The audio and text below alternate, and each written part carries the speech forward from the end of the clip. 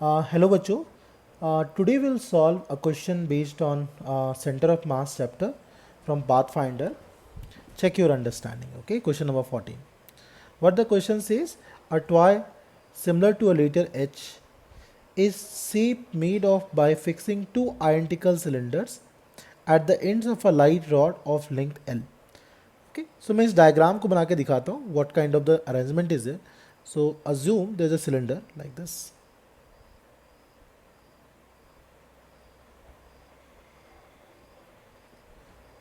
ये आपका सिलेंडर है. Exactly similar one more cylinder is there.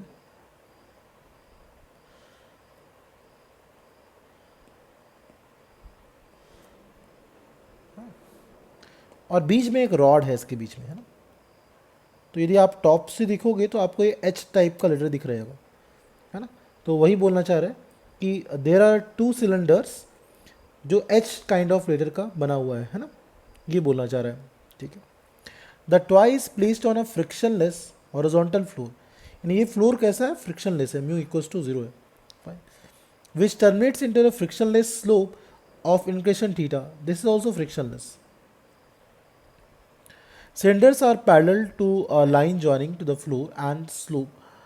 Find the range of velocities, okay, given to the toy towards the slope so that it can rise completely on the slope. Okay, the collisions of the cylinder with the slope are perfectly elastic.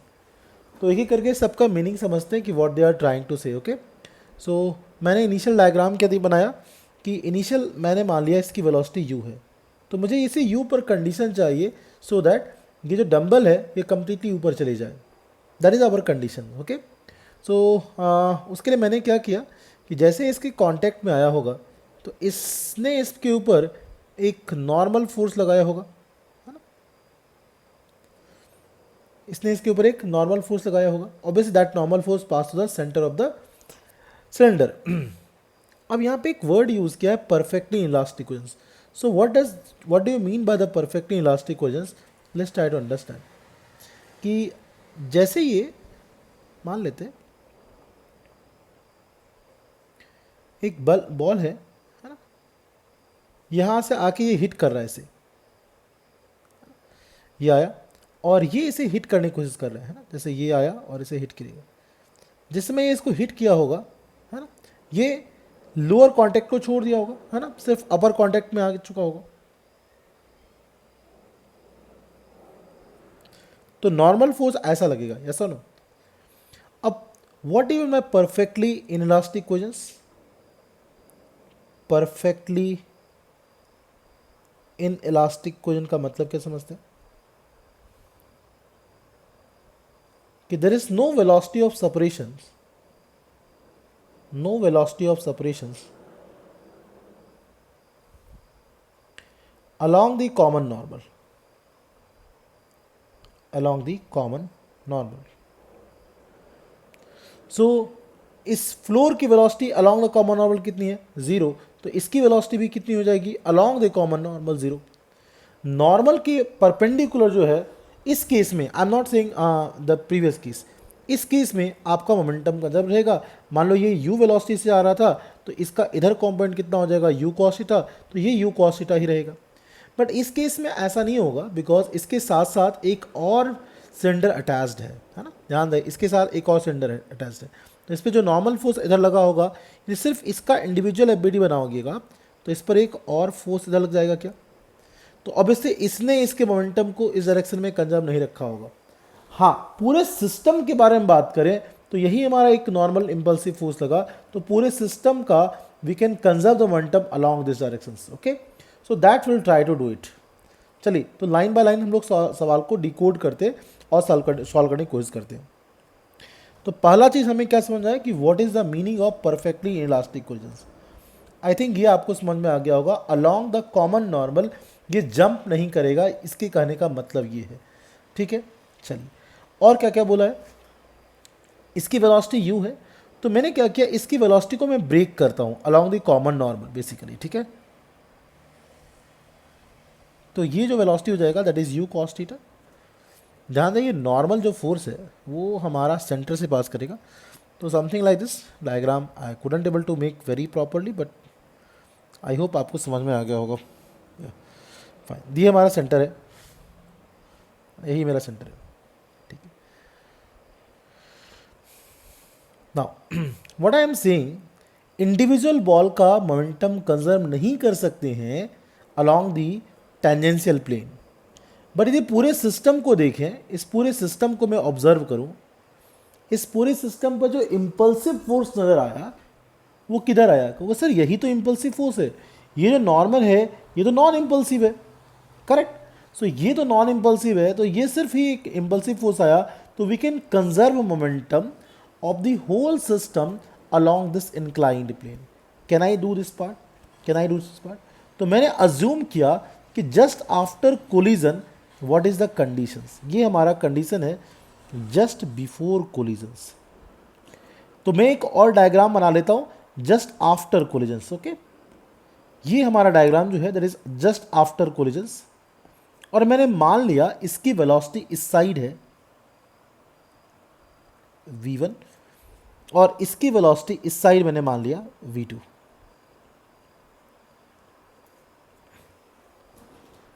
है ना, दोनों की velocity मान लिया। तो पहला step पे हम लोग क्या करेंगे, we will conserve the momentum, है ना, अलोंग द इंक्लाइंड प्लेन। क्यों कर रहे हैं इंक्लाइंड प्लेन के अलोंग? एक ब्लॉक का नहीं कर रहे हैं, पूरे सिस्टम का मोमेंटम कंजर्व कर रहे हैं, है ना। तो इसका मोमेंटम कितना हो जाएगा, initial momentum m u cos theta, एक ब्लॉक का, ऐसे दो ब्लॉक से तो 2 से मल्टीप्लाई बाय 2 कर लिए, दोनों आइडेंटिकल ब्लॉक्स है तो दोनों का मास मैंने m मान लिया है, ठीक है।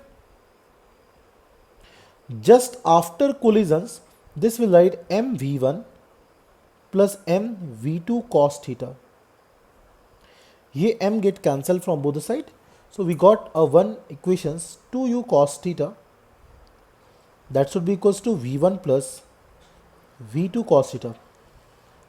I hope this statement is clear to all of you. That's my equation number 1. चलिए let's write equation 2, okay.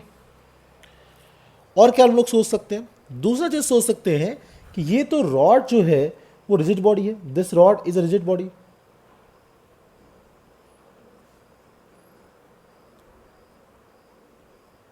so we can apply rigid body constraint. According to that, what we can see, along the line joining along the rod, the velocity of separation or velocity of approach must be 0. Yani we can say v1 cos theta must be equals to v2. v1 cos theta must be equals to v2. That is my equation number 2. Now we'll substitute this part and we'll try to find out the v2 and v1 in terms of the u. तो v2 के स्थान पे we can write v1 cos theta, so we will get 2u cos theta, that should be equals to v1 we are taking common 1 plus cos square theta, यानी v1 we got is 2u cos theta divided by 1 plus cos square theta.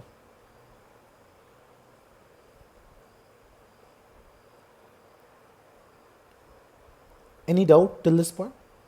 This is the value of v1 we got, okay. So finally क्या होगा, they are just trying to say what is the minimum value of u, so that ये system जो है ये incline plane पे, यानी दोनों block जो है वो इंक्लाइन प्लेन पे पहुंच जाए, यानी फाइनली वी कैन से ये वेलोसिटी 0 हो गया होगा और ये वेलोसिटी भी क्या हो जाएगा 0, है ना। नाउ ये जो सेंटर ऑफ मास होगा वो कितनी हाइट तक ऊपर चढ़ गया ये निकाल लेते हैं। तो ये जो डिस्टेंस है, this distance is L, size of the cylinder is very small as compared to this thing, okay, so we're ignoring that part.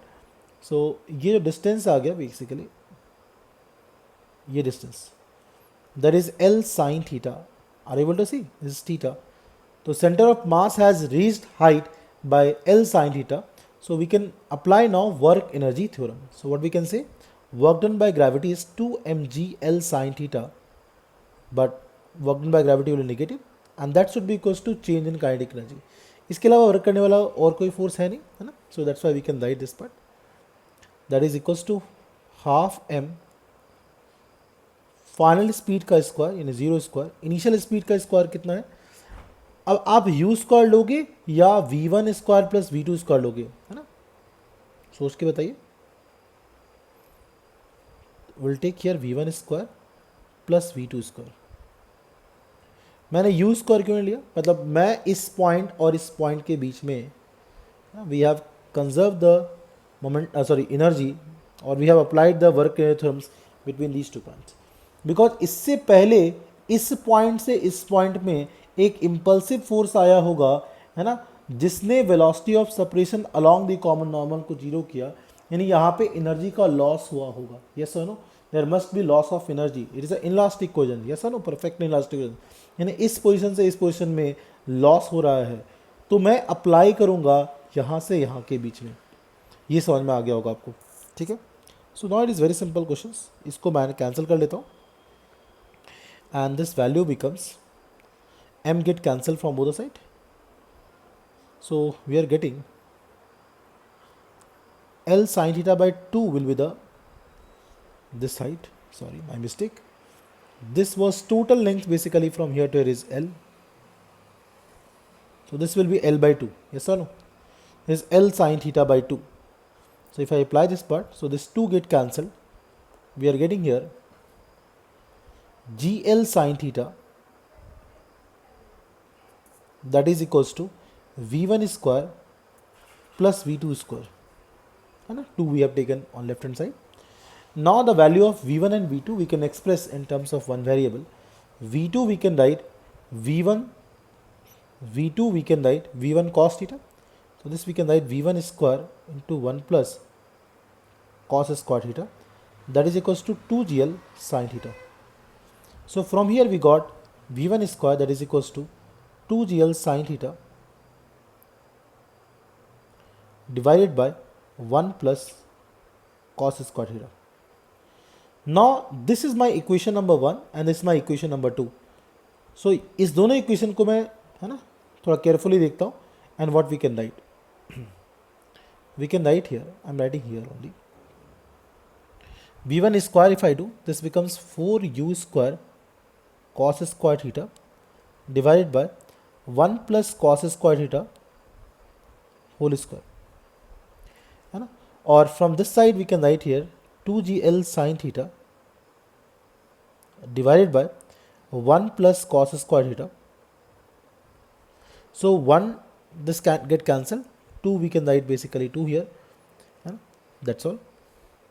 So what is the value of u square we got? U square we got, that is equals to gl sin theta into 1 plus cos square theta divided by 2 cos square theta. So the value of u we can get square root of this part. So this is the value of u. Now this is the minimum speed with which this, you can say, system can reach to this height basically, okay, ये इसके ऊपर चढ़ सकता है, inclined plane के ऊपर चढ़ सकता है. For that I have set conditions. Obviously if it is more than that, obviously it will also satisfy the solutions. So we can say u must be greater than equals to under root of gl sin theta into 1 plus cos square theta divided by 2 cos square theta. Let's match the answer what they are trying to say. So the answer is, yeah, gl sin theta into 1 plus cos square theta, yeah, correct, divided by 2 cos square theta. So answer is perfectly matching. Okay, एक बार summarize कर लेते हैं whatever I have discussed here. So what are the important fact? The first fact, you must know what is the meaning of perfectly inelastic collisions. The perfectly inelastic collision and stacking both are two different cases. Keep in mind, in case of perfectly inelastic collisions, the velocity of separation along the common normal equals to 0, while sticking condition means there is no velocity of separation along the common normal, and both will be, in this case, in perfectly sticking conditions, both will stick to each other. Okay, so both have the different meaning, keep in mind. Second thing I told you, we can't conserve the momentum of the system along the inclined plane for a single body. ऐसा क्यों बोला? क्योंकि इस single body पर एक impulse इसका भी आया होगा, एक इम्पल्स यहाँ से भी आया होगा. तो ना तो इसका we can see momentum will be conserve along this directions, और ना तो इसका momentum will be conserve along the incline plane just before the collisions and just after collisions from the incline plane. Okay, so दूसरा important point ये था। तो हमने इसके लिए क्या किया, इस पूरे सिस्टम का मोमेंटम कंजर्व किया along the incline plane, because इस पूरे सिस्टम पर only impulsive force is along the normal to the incline plane. Okay, and that's why along the inclined plane what we have done, we have conserved the momentum, and that equation we wrote here. The third, we applied rigid body constraint for the systems. What the rigid body constraint says, along the rod any 2 points will take, the velocity of separation or velocity of approach must be 0. Okay, so यही apply मैंने किया, तो इसकी velocity इस side कितनी हो जाएगी, v1 cos theta, this was v2, so we can write v2 equals to v1 cos theta.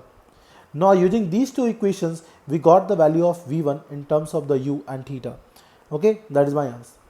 Now we want basically how much what is the minimum speed basically range, so that it can reach to the you can say it can reach like this. Okay, this is the condition they are trying to say. So इसके लिए again what we applied here, work energy theorems, or you can apply energy conservations. So the center of mass of the whole system is basically 2m. At this point, this is L by 2 distance from here. The center of mass is raised basically by L sin theta by 2. So this we have to write basically 2 mg into L sin theta by 2 with a minus sign, and that is equals to change in kinetic energy. So from here again we get the value of v1 square. If I compare this equation and this equation, we can get the value of u, and that is our answer. Okay, thank you very much.